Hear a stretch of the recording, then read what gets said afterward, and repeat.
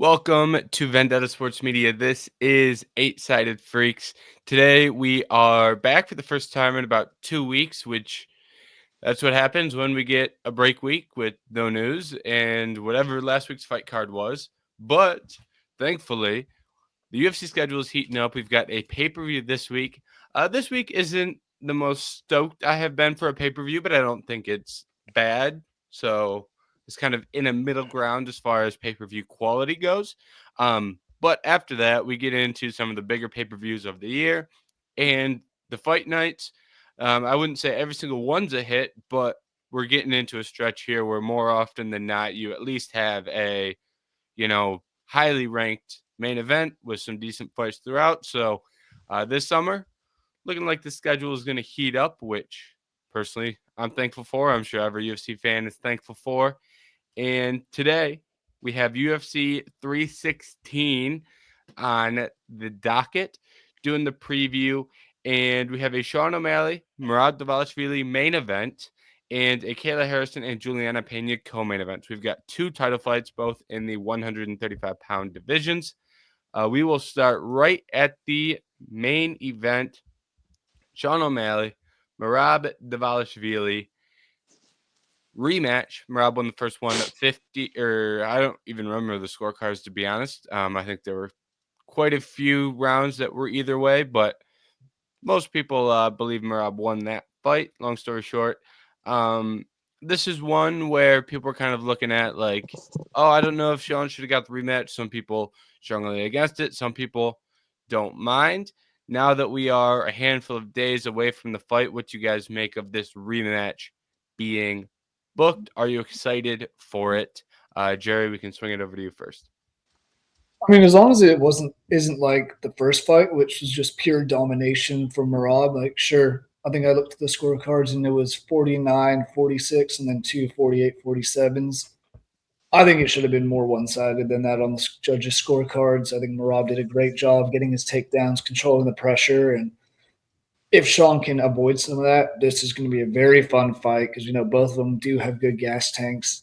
As far as the booking goes, uh, I mean, after he beat Umar, I wouldn't have minded seeing a rematch with Piotr Jan instead, who's on a two-fight win streak. O'Malley hasn't fought anybody since losing to Merab, and I feel like he needs to do something. But the booking makes sense. They're trying to get Sean. I mean, Sean is a big star in the UFC.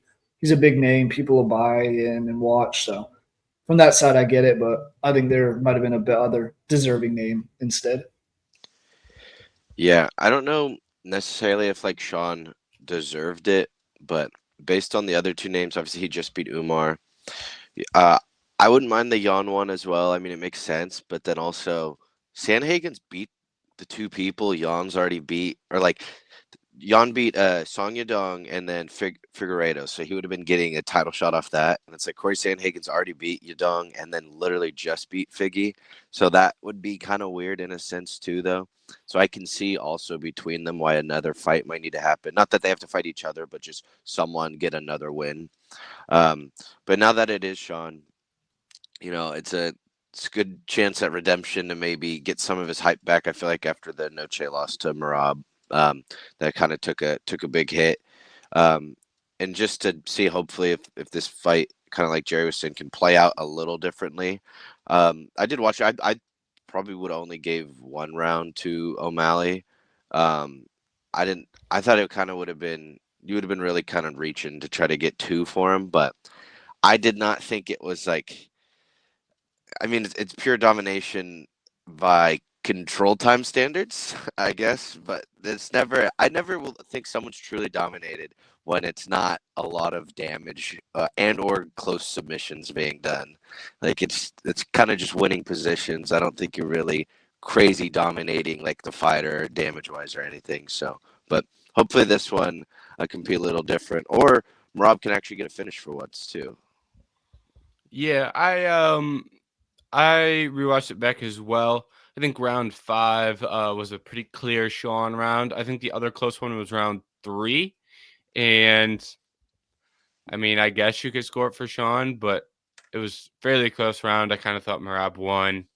The end of the day doesn't really make a difference. So thankful for that. But I can see why someone would score it for Sean. But the 3 rounds that Merab won were all pretty clear Merab rounds. I think that's where the domination in a lot of people's minds, which I have as well. I think he dominated that fight for the large majority of it. I think that's where that comes from. And the round 3 that you could potentially make an argument for Sean for was kind of a nothing of a round. It's not like he went out there and dominated and did a bunch of damage. It was a fairly inactive round. So winning that type of round doesn't really, you don't think back on it and are really impressed. So, and I think there is some interest in this fight because I think anytime you have Sean O'Malley in the octagon, there's obviously a level of interest from a little bit of a larger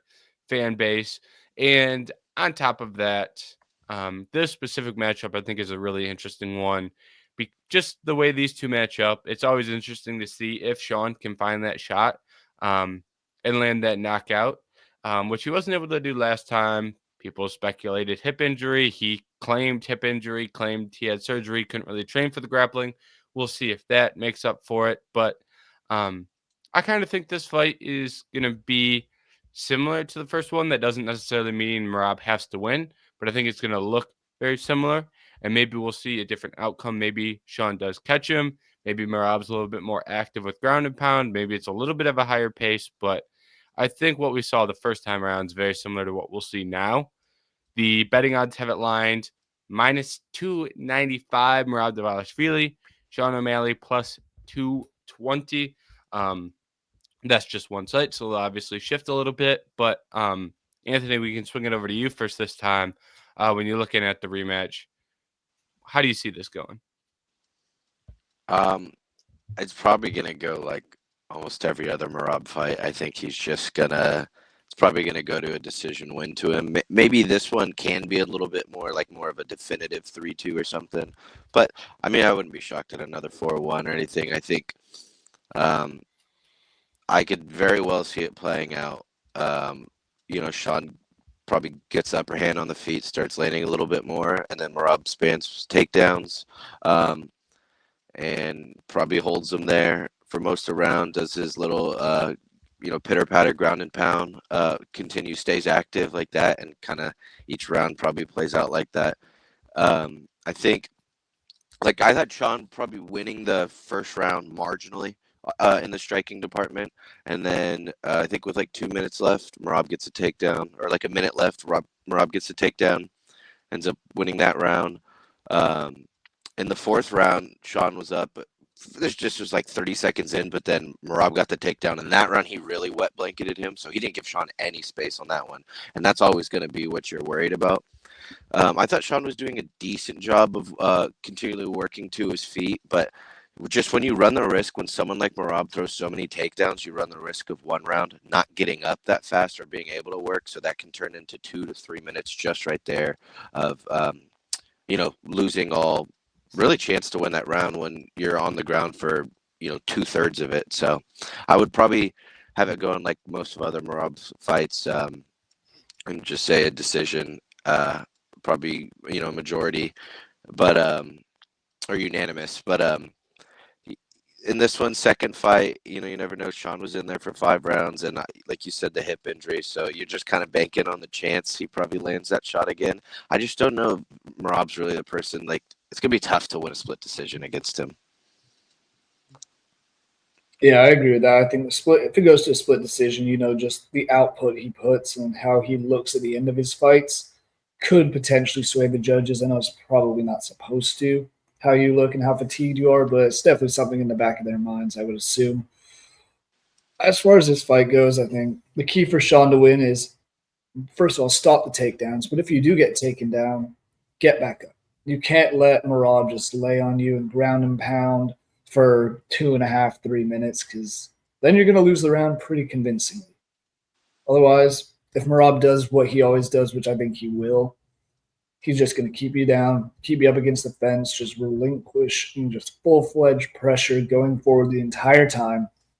And if O'Malley can't do anything to stop that, can't keep him at distance, can't use his length on him, because, he still has, 4-inch, 5-inch height advantage over Merab, if not more, then you got to use what you have and keep him away. Use some front kicks, some jabs, just keep him at distance so he can't come in and get a takedown. And maybe if he does, just try and throw a little knee, keep him honest. So I don't see Sean winning this, but I can see a slight path to how he could.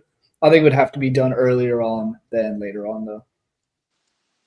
Yeah, I think the one interesting thing about this fight for me personally, um, when you look at Merab, he's obviously very high pace, right? That's his whole thing. It's high pace, high pace, high pace.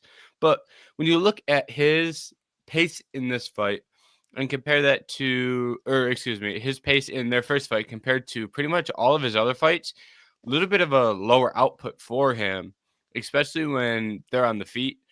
It was, to me, looked pretty clear that he was kind of scared to, I shouldn't say scared, more cautious to kind of go that wild man style. He wasn't throwing, long combinations with his hands. He wasn't throwing a ton of punches. Um, he was a lot more neutral and kind of waiting on the feet. And when he attempted takedowns, I think he had some good takedown attempts. They weren't all perfect, but did a good job of going underneath some shots. He would either wait for O'Malley to counter and then shoot, or he would just wait for O'Malley to throw and then shoot under. So he was doing a good job of shooting under hands. So I think he had a good game plan, but it makes it a lot harder for him to really pace guys when he isn't able to really pressure them on the feet, which you have it's a lot harder to do against Sean, because if you're going to pressure him with boxing combinations and walk right into range, like, you might get put to sleep. So I think it's a smart thing for him to do, but I think it makes it harder for him to really pace guys, which I think makes what happens on the ground a little bit more interesting, because now Sean is in a dilemma of how much should he work in grappling phases, when if Sean, if his power is making Rob a little bit more hesitant, well, if he's, getting up and then mat return, if he's, working to his feet and getting taken down again, then he's kind of working to his feet for nothing, and he's kind of wasting energy to get to his feet, just get taken down again. On the opposite side of that, if you run that risk and are able to create the separation you want, then you can get back to range, start throwing your jabs, start throwing your straights. And he should throw that teep a lot more. He hurt him with that teep in the front kicks in round 5 of the last fight, and he didn't really throw him that much in the first 4 rounds, especially for that size difference. So I think you could make a case for Sean, but I think this could go downhill quick if he's getting back to his feet and Merab's landing trips and getting him back down and just constantly making him work in the grappling.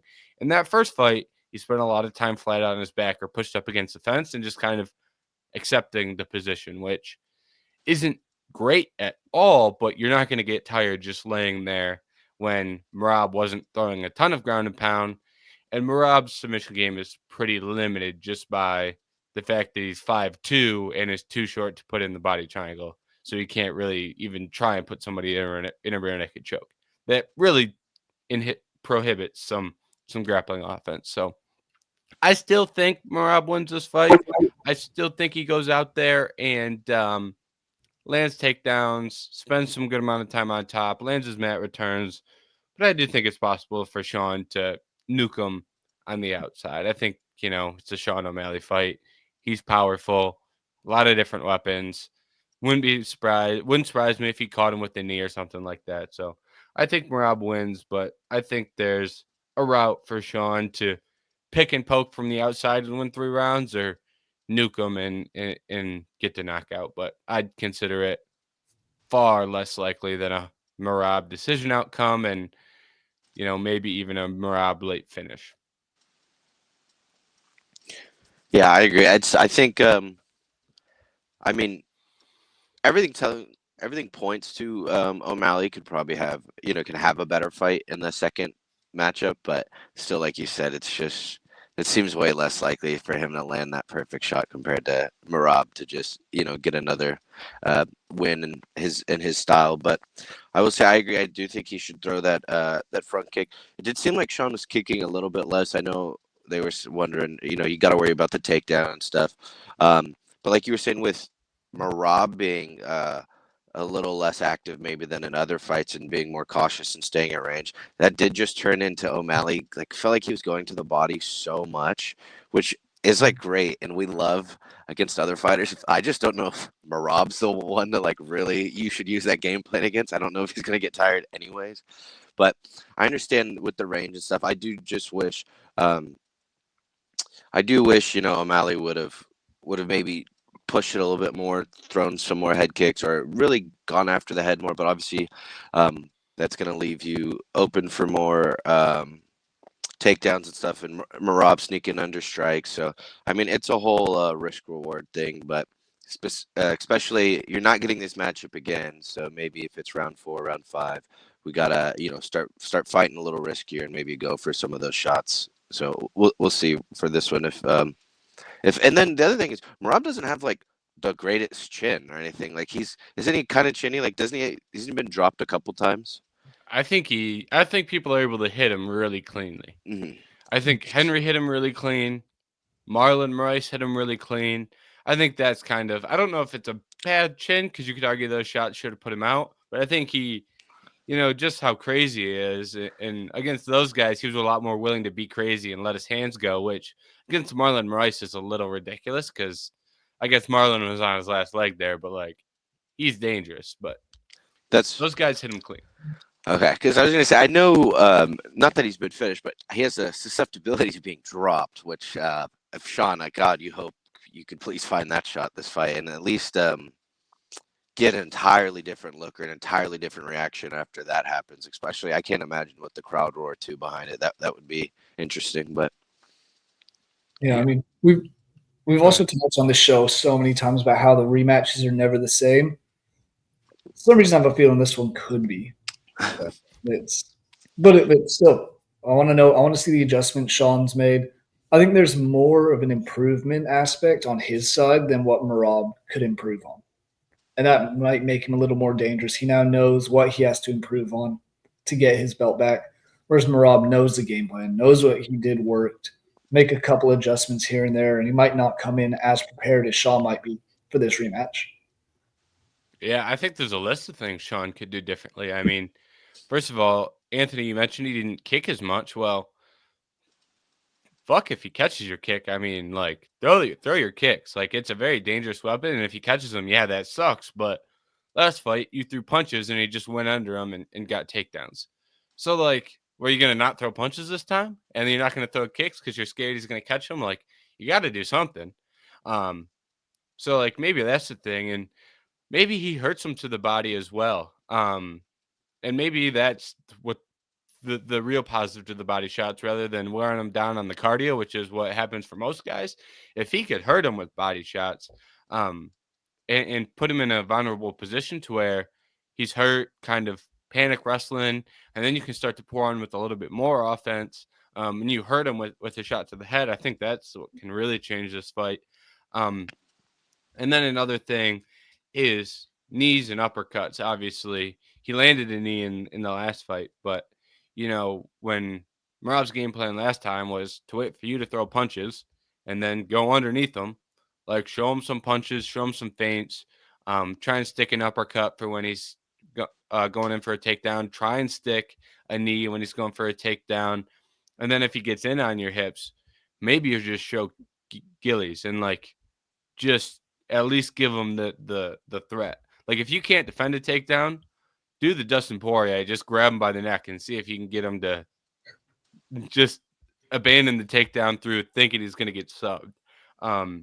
Maybe that don't jump for the guillotine, just stick to standing. See if you can use the standing gilly as like, all right, now I got the standing gilly. Now you're more defensive. And now I'm going to turn around, get my back off defense, something like that. You don't have to jump it. I'm not suggesting jump gilly repeatedly, but maybe show it. He is a guy with long arms, so that in theory should be something he's a little bit better at than other things in the grappling realm. The last thing I did want to say too, just because I did see, speaking of like you said, with the hip injury, he did say, Sean did say he was healthy for this one. I saw he said he was specifically, really just training ground game, or not ground game, but like takedown defense and wrestling. Because like Jerry said, that's going to be the first thing that needs to change is takedown defense. So theoretically, too, with that health wise and his camp, as much as he said he didn't really get to do a great camp before the first one, I mean, it's his best chance too. He had a pretty good camp, it sounds like, so far leading into this one. So. Yep, I agree with that. Jerry, you have any closing thoughts on this one before we move over to the co-main? Should be an entertaining fight one way or another. I'm still leaning with, after what he did to Umar, who was labeled as the best fighter in this division, it's hard to see him lose to O'Malley, but crazier things have happened in this sport, so that's why we love it so much. Yep. I will say, I don't know if it's going to be this fight, but I think eventually Merab's going to go downhill and go downhill fast. Eventually, he's going to get hit with some shots that put him down, or that cardio fades a little bit. He's already on a little bit of the older side. Doesn't mean it's a Sean O'Malley fight, but I think when it goes downhill for Merab, it may go downhill pretty fast. So I think if he rematches Piotr Jan, that could be where it starts to go to the end. I agree. Corey Sandhagen 2026, hopefully. Hopefully Corey Sandhagen 2025. Hopefully Corey gets the next one. Yeah, they refused to give him one though. So, well, Piotr Jan's fighting Marcus McGee, so he's really busy. Crazy fight. Yeah, it's ridiculous. All right, down to the co-main event, we have the bantamweight division on the women's side of things. Julianna Peña, the champion. Should she be the champion? No. Everyone watched her lose that fight to Raquel Pennington. They scored it for Julianna Peña. So she has the belt through robbery gift. She's taking on Kayla Harrison, who, speaking of uncrowned champions, I mean, is there a bigger uncrowned champion in the UFC right now than Kayla Harrison? Ever since she has been signed, people have just assumed she's the best fighter in the weight class. And this fight, she is a whopping minus 720 on the money line against the sitting champion, even though she doesn't deserve to be the champion. And the comeback on Julianna Peña is plus 450. So pretty wide on the money line here. And this is a big fight, if for nothing more than the winner could fight Amanda Nunes. It sounds like Amanda wants to come out of retirement for this fight. And just for my own personal hate, this might be the greatest hate watch of all time, because there's nobody I hate more than Julianna Peña. I like to really try and stay unbiased, especially when breaking down fights. But man, Julianna Peña fucking sucks. Listening to her speak is unbearable. Hopefully Kayla Harrison finishes her. Women's bantamweight division, not the best division in the sport, but Jerry, your turn to lead us off here. What do you make of Kayla Harrison and Julianna Peña? How stoked are you for this matchup? I mean, I'm stoked for one aspect of it. I really want to just see Kayla Harrison kind of beat the living hell out of Julianna Peña after, I mean, she talks the talk, Julianna Peña does, and does not back it up. Sure, she's a champ for the second time, which, as you said, she was robbed on a highway against Raquel Pennington. I don't think Pennington's fight against Harrison would be as exciting in the build-up, just because she isn't as vocal, and I'm assuming the press conference is going to be pretty entertaining with these two going back and forth at each other. It's going to be nonsense talk, and they're probably going to bring up Amanda Nunes so many times. And hey, that might be a fun drinking game. If you drink every time one of them brings up Amanda Nunes in the press conference, you drink.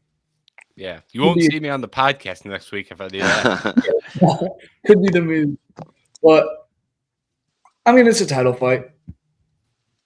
At the end of the day, I do think Kayla Harrison is by far the better fighter in almost every aspect, but Julianna Peña somehow finds a way to win fights at times, so we'll see. I'm not really excited about this one at all.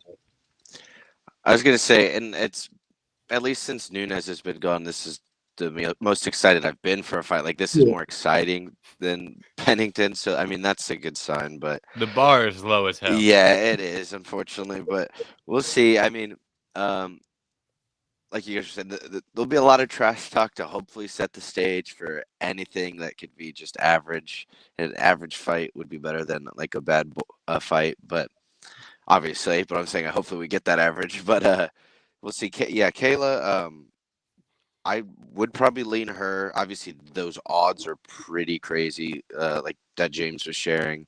But I don't think she looked like crazy impressive in her last one. Is the only other thing. And then in her first one, she beat Holly Holm, who's like over 40, and obviously not a wrestler or anything. So um, I don't know. Didn't have the two biggest showings that I feel like fully matched her hype coming in. But in saying that, I still would probably take her in this one.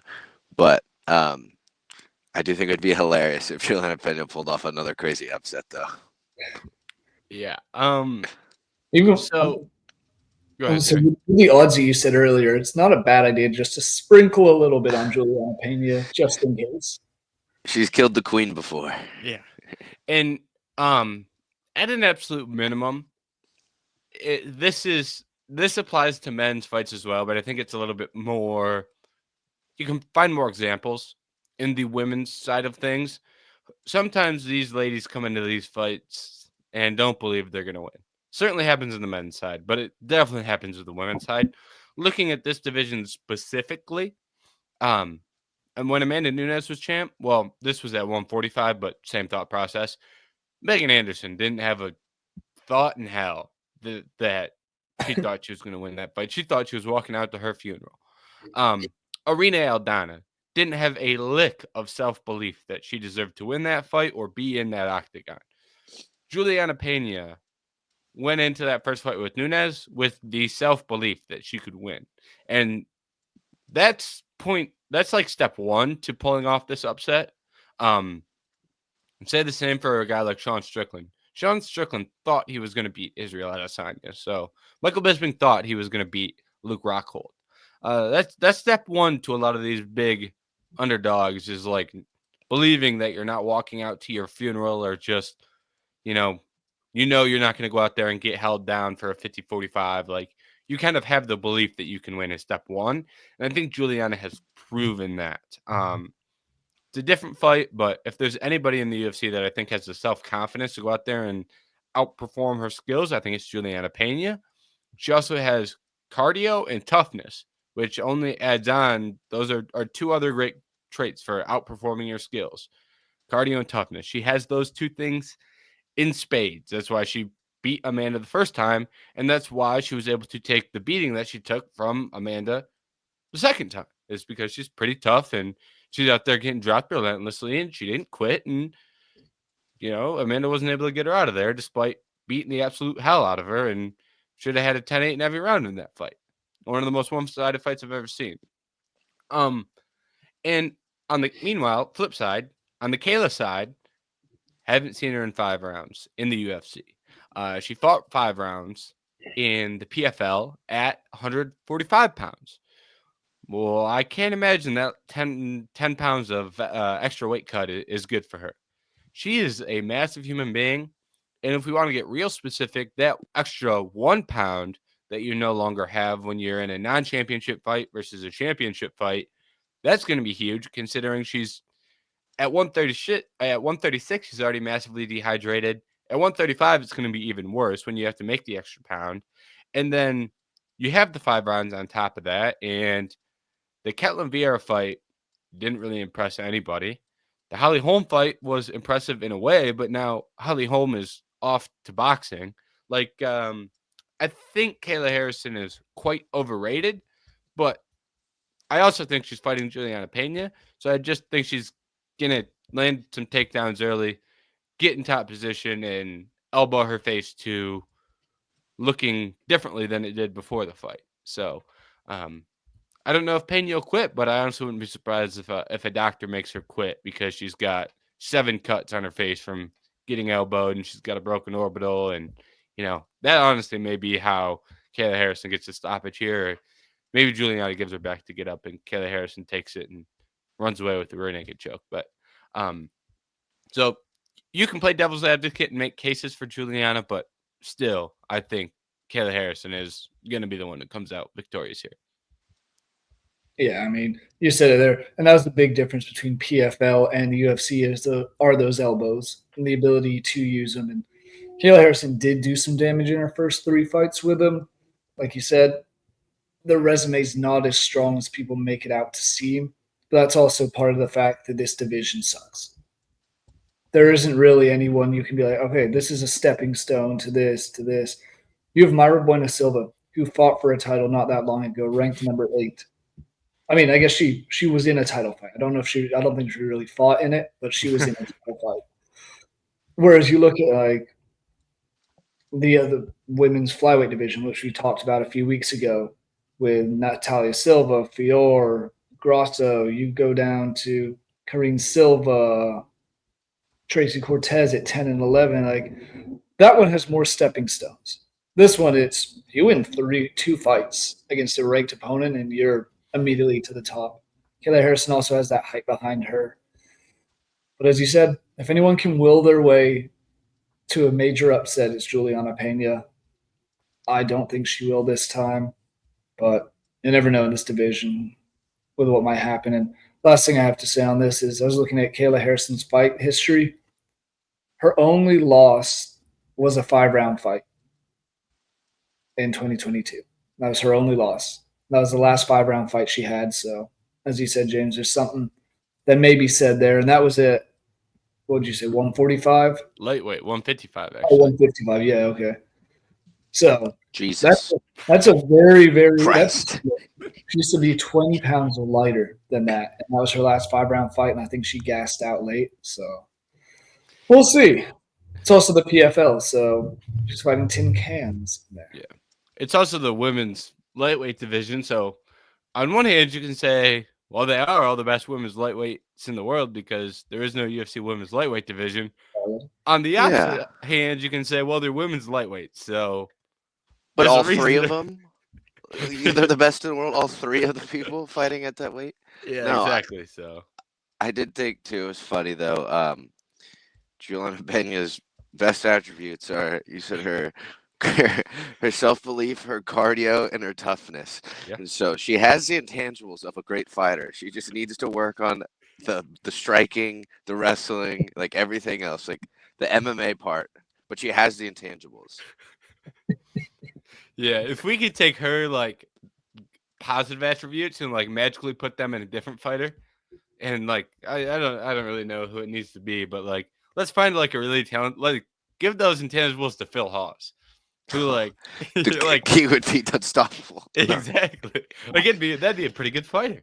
Give him a chin, yeah. Yeah. But yeah, Julianna Peña is just Harrison has that loss at 155, which I think is interesting against Pacheco, but like what happens if Julianna Peña has to go to 55 and fight Pacheco? Like it's 20 pounds difference in muscle it's pretty significant for a girl in Kayla Harrison who her whole thing is being bigger and stronger than you. To where like against Peña, kind of respectfully, the muscle mass, she's got a higher body fat percentage than Kayla Harrison. We'll just say that. Yeah. All right. Let's swing down the card and hope that next week we'll be talking about Julianna Peña retiring or something. So, but the next fight on the card, Kelvin Gastelum versus Joe Pyfer. This is a rescheduled bout from UFC Mexico. Pyfer pulled out the week of the fight, or actually, I think it was day of the fight. Excuse me. Said he got sick. Blamed the country of Mexico. Hates Mexicans. Yeah, blamed Mexico. And now we're fighting in New Jersey, which I don't know if that's isn't necessarily great. So I think he should have just kept his fight in Mexico and not had to travel to New Jersey, but whatever. The one thing that will help Joe Pyfer is New Jersey is not 7,000 feet in the air. And I think that's going to be an advantage for him in this fight. Betting odds, I think, are fairly similar to the first time out. We have Joe Pyfer as a minus 410 favorite with Kelvin Gastelum at plus 290. Gastelum has bounced a little bit between middleweight and welterweight. I think he's officially waved the white flag at making welterweight. Going to stick at middleweight, which is probably a good decision for him. But now he's in there with a big guy and a strong prospect in Joe Pyfer. Anthony, it's your turn to lead us off. What do you make of Pyfer versus Gastelum? I don't know. I was pretty excited for this fight. The first time excited enough because I didn't have a specific stance on how I thought it was going to go. This was just one I was kind of interested in watching. You know, you have the super old vet who's still trying to hang on and show he can truly be competitive and and be a real ranked fighter, versus one of the hotter prospects, give or take. He took a loss, but still still fairly new, um, and different, a little bit different skill sets too. So I was just excited to see it play out. I will say I was curious what the line would have been the first time because I did think that elevation made it a little more interesting because it did benefit Kelvin Gastelum, but now.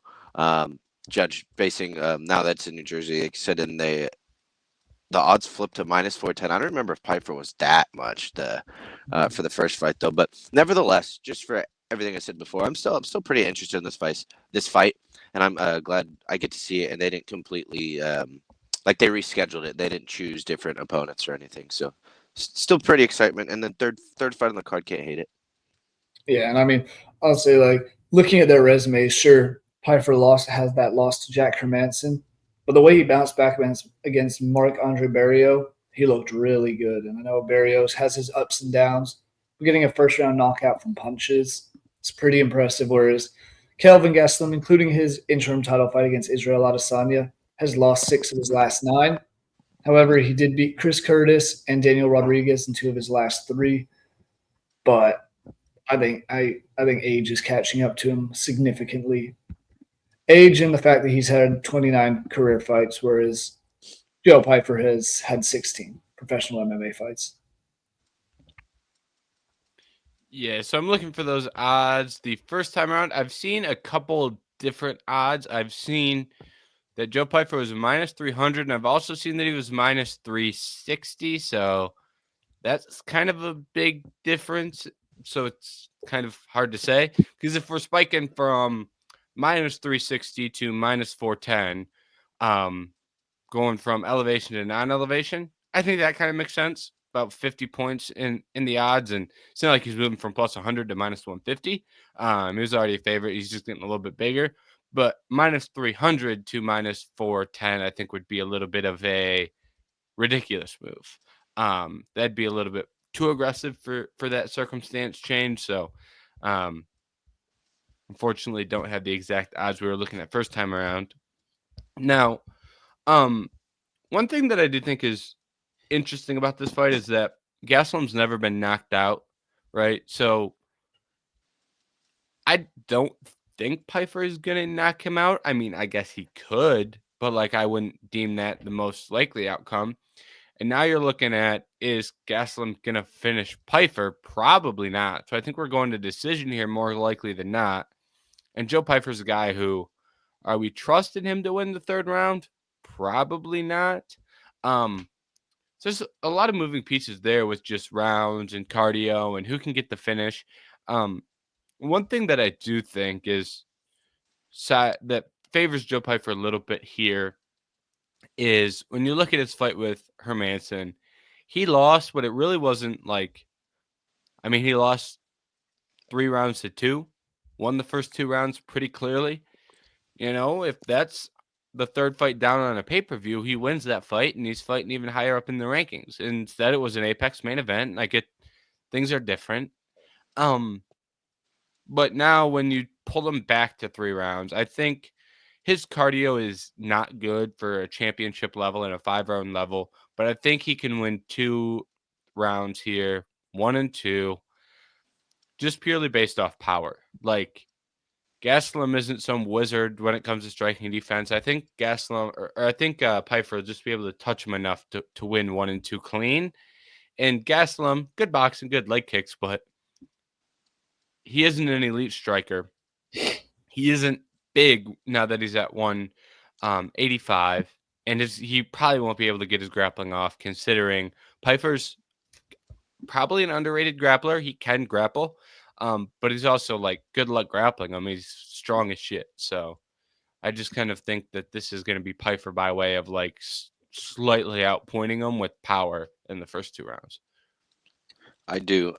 I agree. That's why I thought it was interesting because I thought this fight was going to go likely to a decision because Kelvin Gastelum doesn't get knocked out, but he does get dropped a lot, it feels like. So I just don't know. Gastelum might be too old. He's never been the fastest, but he's losing some speed with age. Like you just said, he's not going to fully be able to. That was the other thing I liked. Is he was able at his best to mix it in pretty perfectly with his striking to his grappling when he needed to. That with all the toughness and durability too. But yeah, I don't know if the wrestling's fully going to be there. But I think Jack Hermansson's a perfect little gatekeeper. I never think he's going to be elite enough to win a belt, or even for however many years, even when he was on his prime a little bit. He's probably a little on the fall off now, but I do think he can just cause problems for people that have holes a little bit in their games. And that's, like you said, throughout 5 rounds. But winning 3 in a row, it's still pretty impressive. And I just thought Kelvin Gastelum could be a little savvy vet to do that as well. But when it comes to 3 rounds, though, I would agree. I don't know if Kelvin Gastelum's just gonna have enough time. That's two, but also just have enough speed and skill at age 33 to. That'd be a pretty definitive, great performance, and I would probably lean on the side of just Joe Pyfer having a good one and winning 2-1, then Kelvin Gastelum having a great performance to win. Yeah, I mean, I'm with both. Yeah, I think we could see Joe Pyfer get a finish here. He has a 4-inch reach advantage, 4-inch height advantage. It's just, and I mean, as you mentioned earlier, James, uh, Gastelum is moving up and down between two divisions, and now he's gone up to the bigger of the two. Which we've seen him fight at middleweight before, but this seems different at this time in his career. And I think if it does go to a decision, it's going to be based more on the damage, not like you said. You said power. I think the face of Kelvin Gastelum might look a lot worse than the face of Joe Pyfer come the end of the fight. I think the damage will be there. You said the power. I just don't see this being great for Kelvin. With that being said, I don't think there's a 0% chance he wins this at all. I think he could if he goes to it and kind of stays cautious in round one and then goes at him a bit in rounds 2 and 3 and steals it. I could see it being a split decision win for him, but he's definitely got a hard fight ahead of him. Yeah, and one other thing I do want to note here is when you're looking at the struggles that Pyfer had against Hermansson. I mean, Hermansson and Gastelum are two vastly different shaped human beings. Hermansson 6'1", Gastelum 5'9". So like when the struggles you had were jab, leg kick, and cardio, well, Kelvin Gastelum has a good jab and leg kick, but he's 5'9" and short, so it makes it harder for him to utilize those weapons in comparison to a guy who's big and tall like Hermansson. And Hermansson, fairly good UFC record with the large majority of his losses coming against guys who are highly ranked guys or fought for the title with a couple exceptions. And a couple of those exceptions were earlier in his career. So I don't think I don't think Hermansson is a terrible loss. I think the sneaky way that Pyfer could have some success here is I wouldn't be shocked if he landed a sub. He's very close with Sean Brady. Sean Brady did sub Kelvin Gastelum. That being said, the level of jiu-jitsu in between Brady and Pyfer is a lot different. Pyfer is much bigger, and, maybe it's more of I hurt him with the hands. I can't finish him because he's super tough. Jumps Gilly or uses that to get to a good position in top and can catch a sub. So I wouldn't say it's a highly favorable outcome, but I do think it's a more realistic probability that he gets a sub than some people are admitting to. I will say that. Yeah, that's a good point. He does have a very dangerous submission game. Mm-hmm. Yep. All right. Moving down the card here, we have the UFC debut of I almost said UFC debut of Mario Bautista. UFC debut of Patchy Mix. Going up against Mario Bautista. Patchy Mix is a guy who has touted himself as the best in the world. He's that Bellator guy who's over in Bellator, beating Bellator guys, saying, I'm better than all the UFC guys. Now we're putting him up against the test against Mario Bautista, which is a tough fight. And if he beats Mario Bautista, he will have a shit ton of fans because Mario Bautista is currently one of the most hated fighters on the UFC roster for what he did to Jose Aldo. Did he knock Jose Aldo out? No. He just looked to hold him up He against just the fence. robbed him.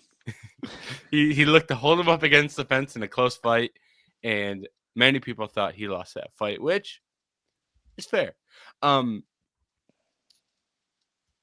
Anthony, we can swing it over to you first.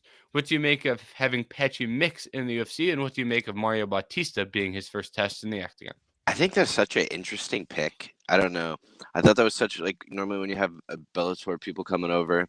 I mean, shoot, even like who's MVP's first? Was it Kevin Holland was the first one? So you get the little it could be like a fun striking match, and like these are both kind of people that like to talk and stuff. And then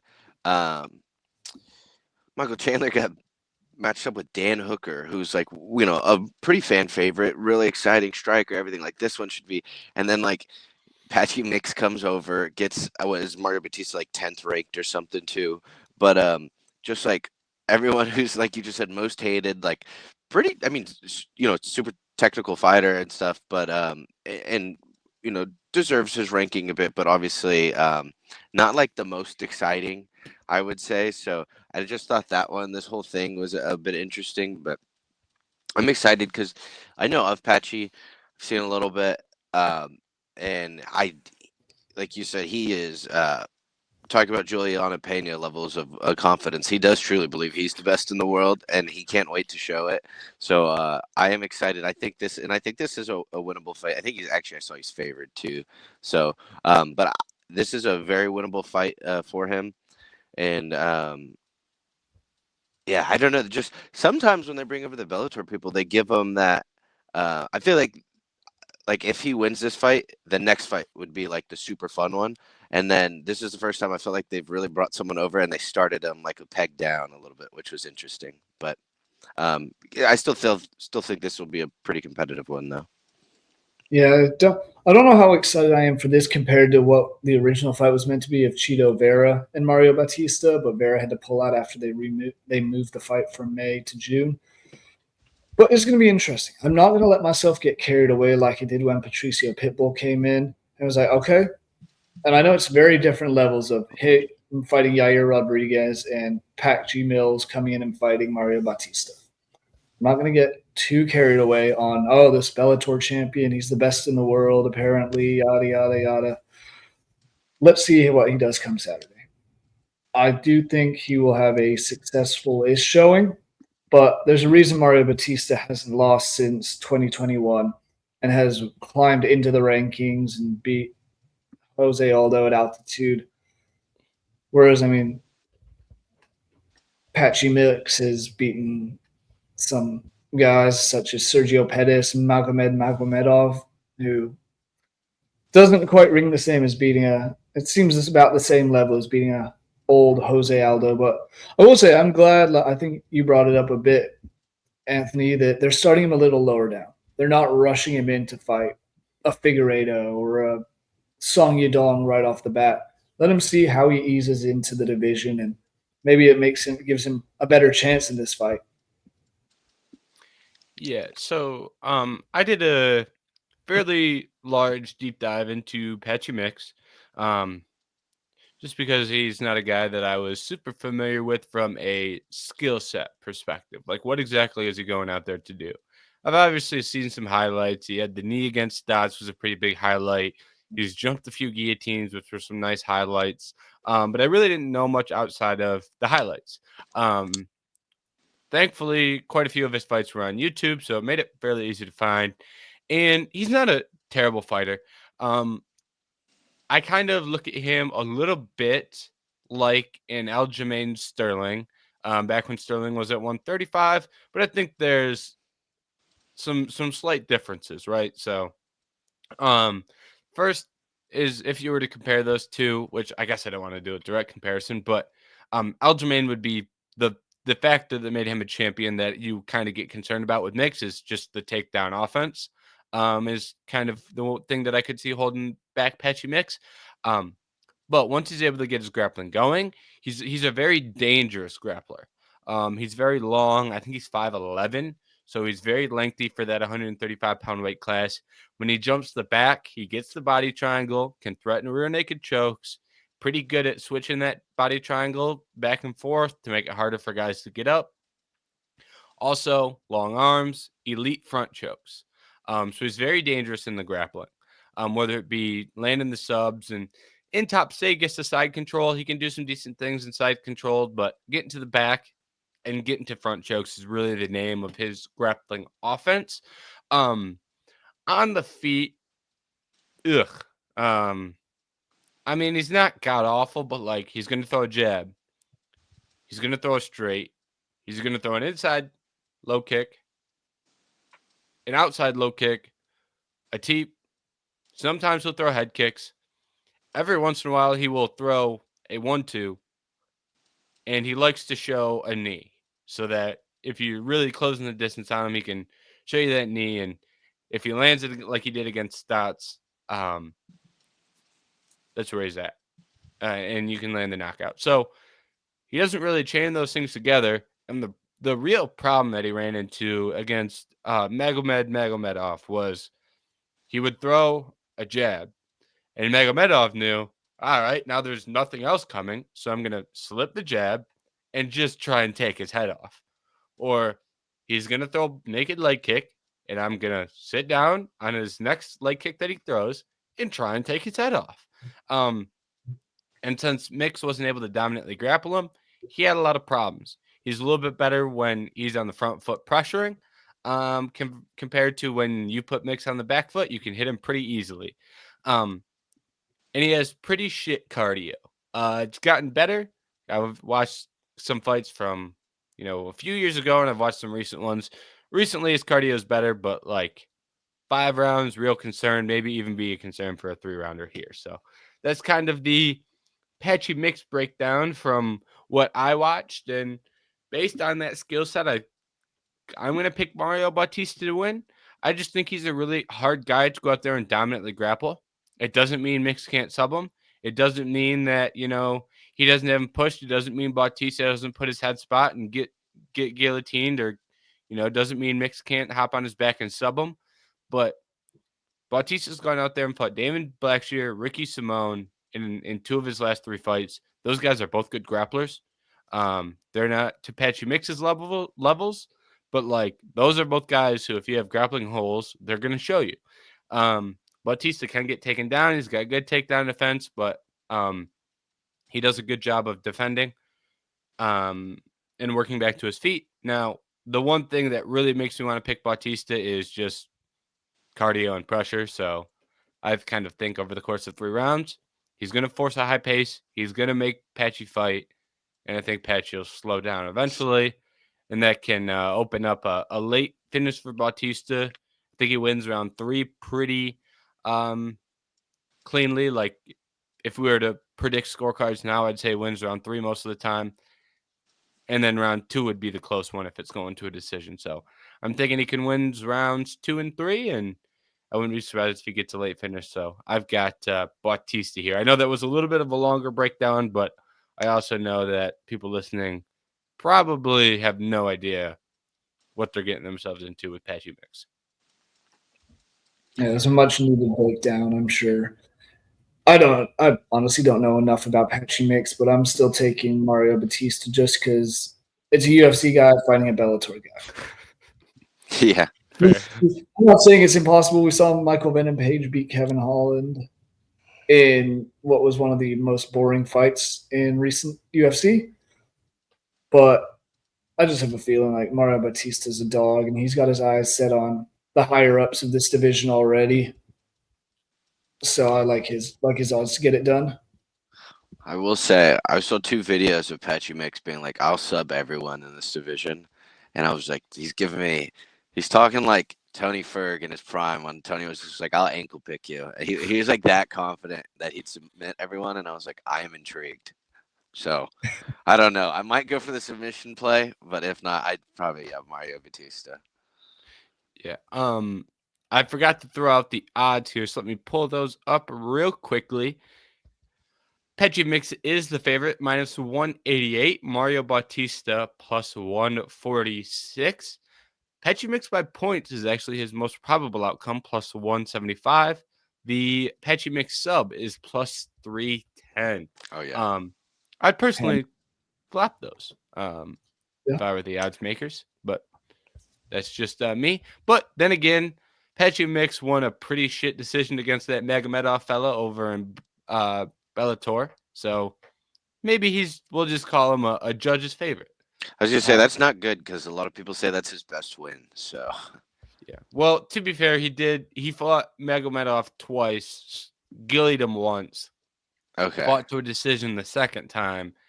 In the decision, he should have lost. There's 2 rounds in there where he almost gets knocked out, and then that's awarding the 3 other rounds for mix, which he maybe won 1 or 2 of them.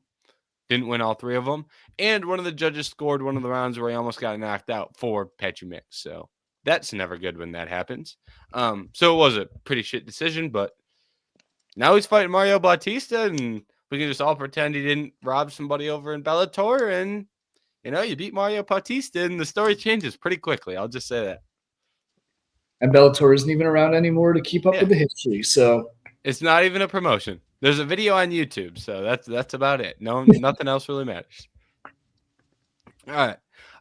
Last fight on this main card, we have Kevin Holland versus Vicente Luque, 2 fan favorites in the welterweight division, and it's Kevin Holland in the welterweight division, which, for me personally, I always prefer to like the highest degree possible, and then when he's undersized at middleweight.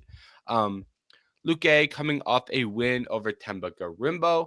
He hasn't been fighting that frequently, but he has done some good things and some bad things in some recent outings. And you can say some similar about Kevin Holland.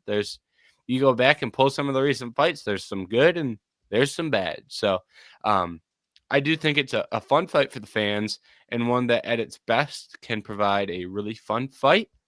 The betting odds are heavily skewed towards the Kevin Holland side, minus 280. Vicente Luque plus 210. Anthony, I believe it is your turn to lead us off. What do you make of Kevin Holland versus Vicente Luque? It's fine, I guess. I think they're really escaping first fight on the card with just 2 names, 2 people that were bigger at one point. But never hate on a Kevin Holland, and I used to really like Vicente Luque. I just think after his brain started bleeding and he was that super health risk, it's not as fun every time I see him in the octagon. And he's also not the same fighter as he once was, which is unfortunate. But in saying that, I would prefer them being matched up against each other than matched up against other people almost. So yeah, I'm fine with this fight. In that sense, I think this will be one where I could kind of just watch for fun and imagine what could have been with each of these if they didn't suffer health risks, or maybe focused and tried a little harder and were a little smarter. But I think it's a fine opening fight on a card. Yeah, I'm not opposed to it at all. This is the 3rd time Kevin Holland's fought this year, and they've all been entertaining in their own sort of way. RDR's debut showed a lot of holes. Gunnar Nelson showed what he can be. If he shows up and wants to fight, Kevin Holland has a good chance of winning. If he doesn't want to fight, yeah, we know how that goes. It's also a funny thing. It always seems like when he's ranked in the bottom couple, he loses and goes out of the rankings. Then he fights a ranked fighter and immediately goes back up. I could see him getting it done here, and it's just going to be entertaining with 2 good names, 2 storied fighters, and 2 guys who are just going to go and put on a show to open up this pay-per-view in Newark. Yeah, I will say the yo-yo that is Kevin Holland's career and career performances kind of suggests he gets a win here. When he goes up to 170 or he goes up to 85 and he fights Dvalishvili, who has wins at light heavyweight, and Reiner de Ritter, who won a belt at light heavyweight, and they can both grapple. He loses. Comes back down to 170 because he remembered the guys at 185 were too big. He wins a fight. Now he's going up against a fairly big name who's kind of on the older side and clearly declining. This is a fight that he wins just based on what we've seen from Kevin Holland in his career. And I'd like Luque a lot. I think he's very entertaining. You can go back and watch some Luque fights that are some of the most entertaining fights that you can find on UFC Fight Pass. But he got a brain hemorrhage against Jeff Neal, I believe it was. I think so. And he's come back and fought to a 2-1 record. Not bad. Yeah. Got knocked out in the third round against Jeff Neal, which I believe was the first knockout loss of his career. Had a brain hemorrhage afterwards. He comes back, fights Rafael dos Santos. Well, what do we know of Rafael dos Santos? When he's at 155, he's good. When he's at 170, he's not bad, but he's too small for 170. And Vicente went out there and kind of won the grappling a little bit and pushed RDA up against the fence a good amount and didn't take too many shots to the head and didn't really look like he wanted to strike with RDA. And he wins the fight. Then he goes in there against Buckley. And Buckley takes him down, gets to top position, lands a couple ground and pound strikes, and respectfully, Luque kind of said, all right, I'll take the door. This is fun and stuff, and I like getting paid, but I'm not really interested in getting hit in the head by Joaquin Buckley. I'll take my paycheck and go home. That's fine. And then he goes out there against Temba Garumbo, and I think he landed a pretty good shot and put him in an anaconda. Wins in 52 seconds. So, long story short, post-brain hemorrhage, he hasn't beat a legitimately good 170-pounder. And the only time he fought a legitimately good 170-pounder, he quit because he didn't want to get hit in the head. In all those fights, he didn't really show that he wanted to strike. So I'll just assume that Kevin Holland's going to hit him in the head pretty hard once or twice, and Vicente Luque is going to take his ball and go home. It's kind of, maybe he gives him the neck and it's a sub. Maybe he curls up in Anthony Smith fashion and takes his knockout loss, which sounds very mean, but he had a brain hemorrhage, so I'm not really holding it against him because that is pretty scary. And he's fighting post-brain hemorrhage, which the doctors say is fine. I guess I wouldn't argue with them, but sounds a little bit scary. So I'll just, if he starts to take some damage and wants to go home and not have a brain bleed, fair enough. I think that's reasonable.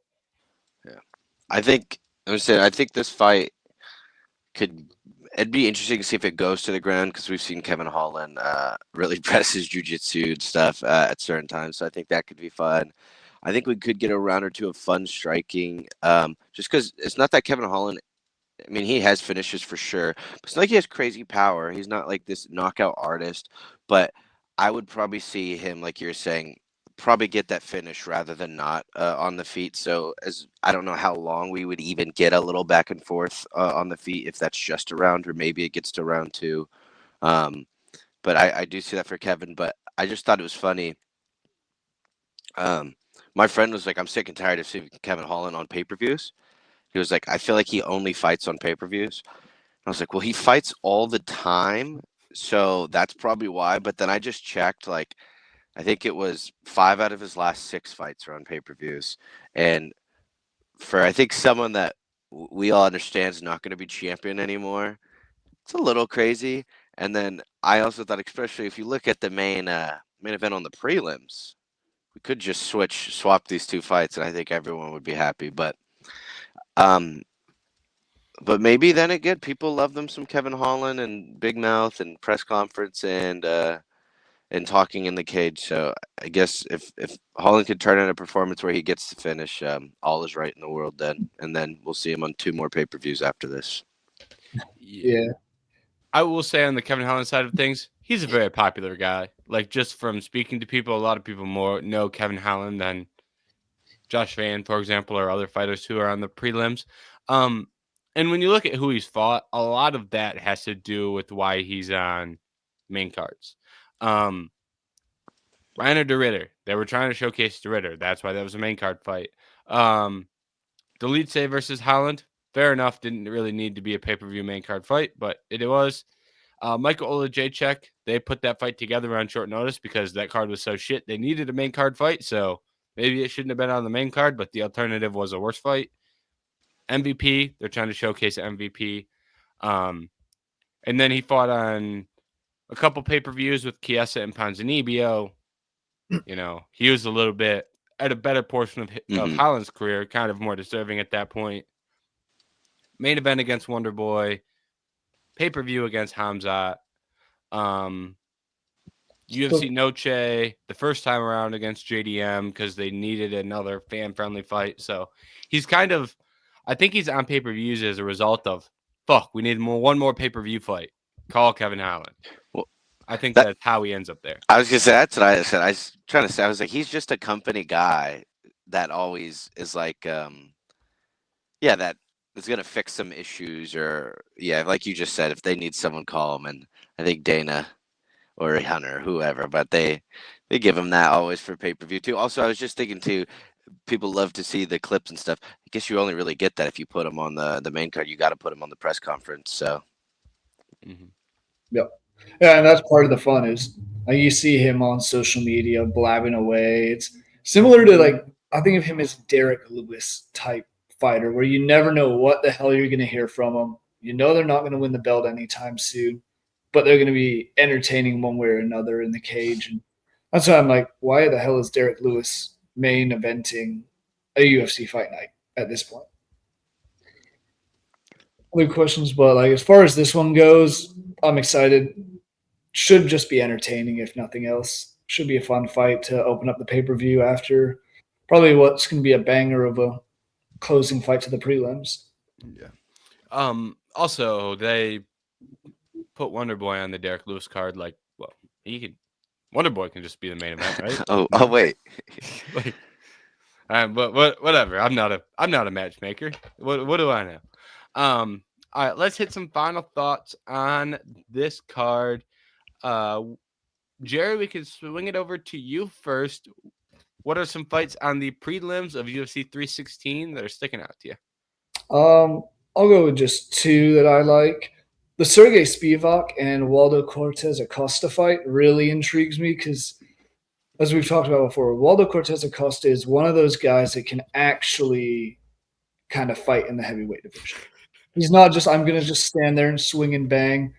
He has some ground game. He only has one career submission, but he's a big physical guy that can get takedowns, put the pressure on. And Sergey Spivak is kind of your standard sort of heavyweight where he's going to go out there, try and knock your head off a bit. So this one intrigues me a lot because I do like Waldo Cortez Acosta, and also Spivak's last 8 fights or so have all been first or second round finishes, one way or another. So that makes it more entertaining. And then just because I think she can be entertaining, the Ariane Silva versus Wong Kong.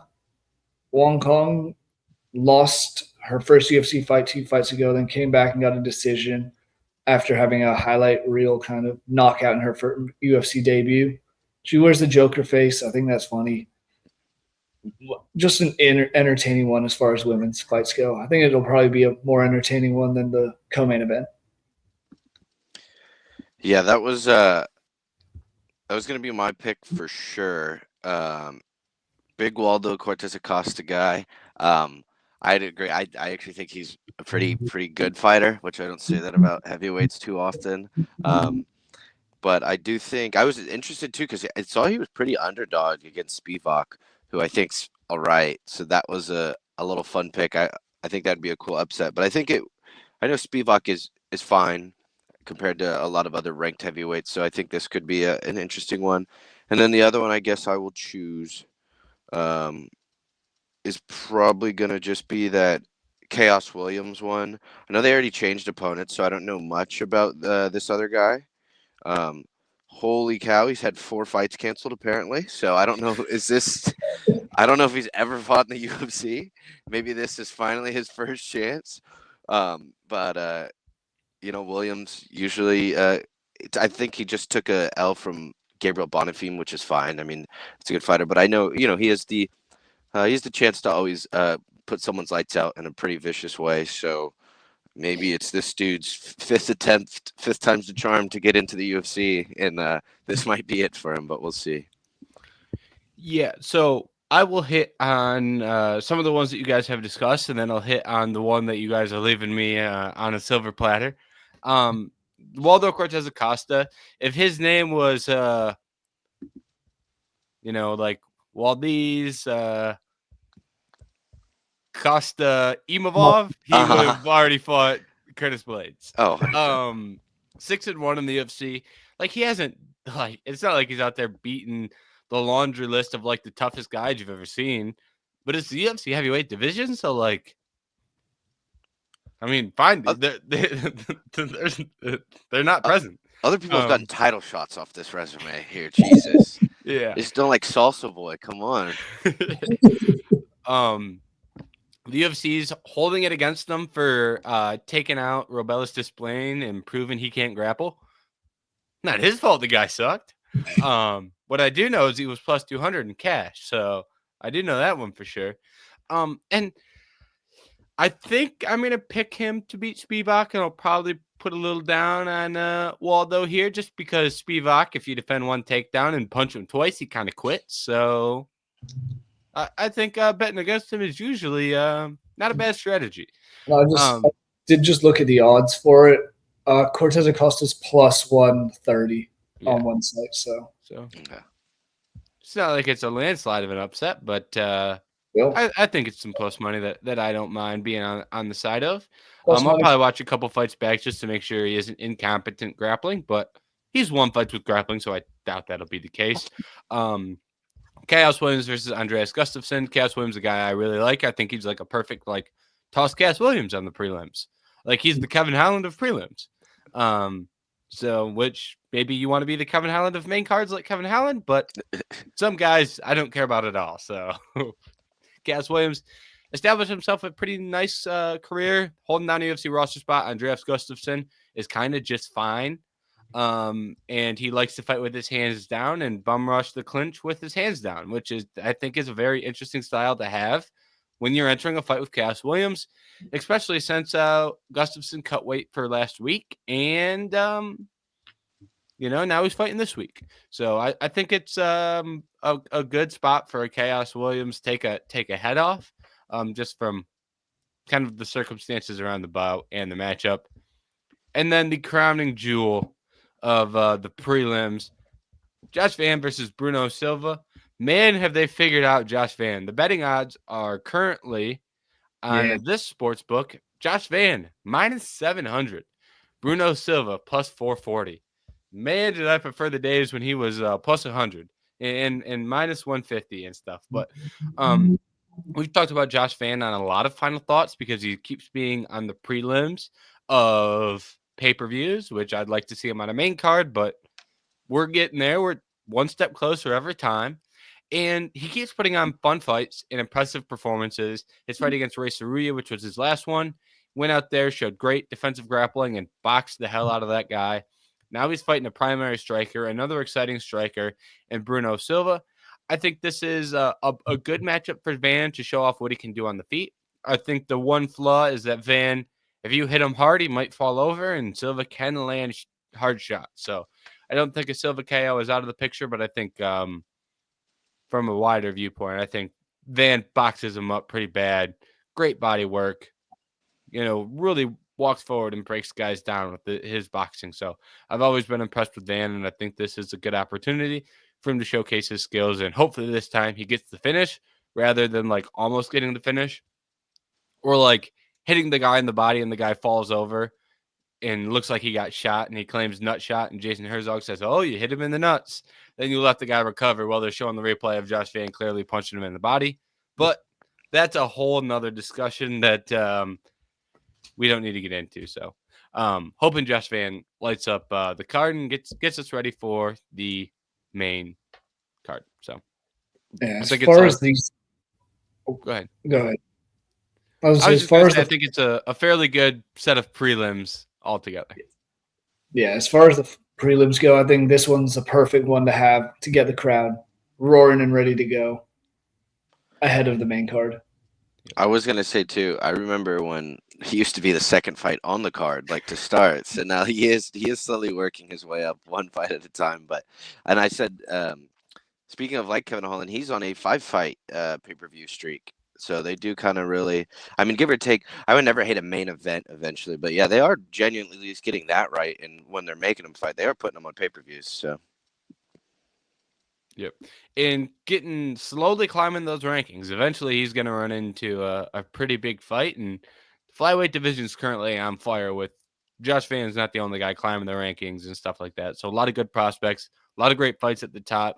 I think we have been advocates for the flyweight division and claiming that they're exciting. I think Josh Van's a great example of that. And good future there, but we don't need to go too deep on Josh Van because every time we do this, we end up talking about Josh Van for a little bit too long. So we can cut it there. And next week, when he has a good performance, we can talk a little bit more on him. So thank you for tuning into UFC 316, our preview for the card. This week, there will be some content going on the website, vendetta.sportsmedia.com. Make sure to head over there. You can catch our preview, which will have full breakdowns for each main card fight, and it will have all of our picks for each fight. And then I will also have best bets up this week. I've been kind of skipping around on best bets some weeks, and that's purely because some of these cards, good luck betting on these fights. Not things I would want to advocate people to bet on. So I try not to make best bets if there's not 3 fights that I deem worthy of putting in a best bets article, if that makes sense. So this week, just from what I've looked at already, I think I'll be able to work together three bets for best bets. So make sure to tune into that, and we'll be back next week breaking down the card. Thank you for watching. We will see you next week.